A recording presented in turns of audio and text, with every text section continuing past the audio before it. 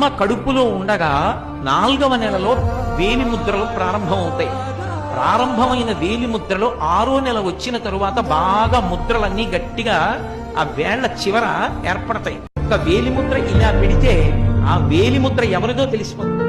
ఇంత చిన్న వేలు మీద గీతలు గీసినప్పుడు ఇన్ని కోట్ల మంది గీతలలో ఎవరికి గీసిన గీతలా ఇంకోటి గీతలు గీయకుండా గీయగలిగిన మహాశిల్పి ఒకడున్నాడు.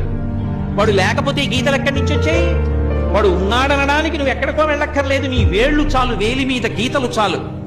నేను ఎన్నో కాగితాల మీద ఎన్నో వ్రాతలు రాశాను. అవన్నీ నీళ్లు పడితే చిరిగిపోయి తడిసిపోయి అక్షరాలన్నీ కూడా ఇక కనపడకుండా పోయాయి. కానీ పుట్టినప్పటి నుంచి చేయి కడుగుతూనే ఉన్నాను. ఏది ఒక్క గీత కడగబడిందా, పోయిందా? అంటే గీతలు గీసిన వాడు ఒకడు ఉన్నాడా?